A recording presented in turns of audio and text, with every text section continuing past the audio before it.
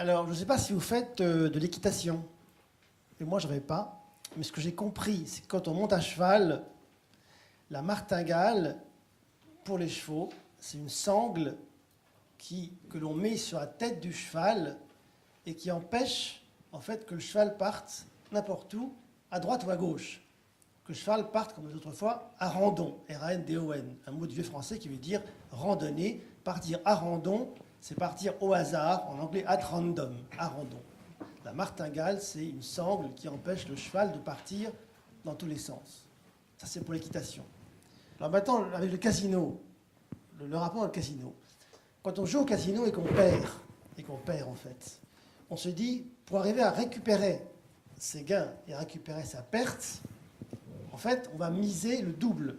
Comme ça, si on se récupère, on aura à la fois ce qu'on a perdu et on aura retrouvé zéro. Ça veut dire que c'est une technique qui finalement ramène à zéro. Ça, c'est une martingale.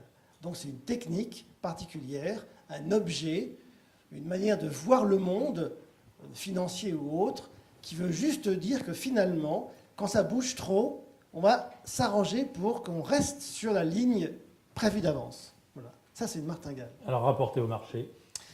Alors, intuitivement, on voit bien que si les marchés montent trop ou trop bas, ce qu'on veut, c'est qu'ils ne montent pas trop ou pas trop bas. Et donc, ce qu'on veut, c'est les martingaliser. Autrement dit, ce qu'on veut, c'est faire en sorte que, justement, les marchés, c'est-à-dire les prix des dettes ou des obligations ou des actions, que ces prix suivent des martingales. Comme ça, ils n'iront pas trop haut, pas de bulle spéculative, ils n'iront pas trop bas, pas de crack baissier. Et donc l'objectif qu'on va avoir, qu'auront les régulateurs et qu'auront entre autres ceux qui mettent en place des normes financières, c'est de transformer les marchés en martingales. Les modèles ne sont pas descriptifs, ils ne sont pas prescriptifs, ils sont ce qu'on appelle performatifs. Ça veut dire quoi?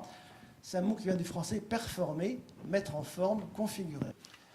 En économie et en finance, pour les taux, on va en parler juste après, les énoncés de la théorie économique et financière ne sont pas descriptifs ni prescriptifs, ils sont performatifs. La théorie parle et ce qu'elle dit advient. Le monde est mis en forme par la théorie économique ou la théorie financière. Donc comment fait-on maintenant pour faire que les marchés soient des martingales? Bon, on fait des modèles de martingales. Et après, on dit aux régulateurs, c'est pas compliqué, régulez, faites des normes pour que, à terme, on ait des martingales. Et c'est ce qui se passe pour les courbes de taux et les courbes de particulier de taux d'intérêt dits sans risque. Les régulateurs et les normes financières, et on a parlé tout à l'heure des fonds propres de Solvency II à Bruxelles, de Bâle III pour les banques, les normes financières aujourd'hui contiennent dans leur doctrine fondamentale des éléments de martingalisation des marchés. Parce que les régulateurs pensent que si les marchés deviennent des martingales, alors ça ira mieux dans le meilleur des mondes. Donc on va mettre en place des approches économiques et financières, et donc techniques, qui vont progressivement, par le biais de ces normes réglementaires, comme les courbes de taux qui sont calibrées sur les emprunts d'État de type 3A, par le biais de ces normes, mettre en place une approche qui sera systématiquement martingalisée. Et donc, ce qui me paraît important à ce stade,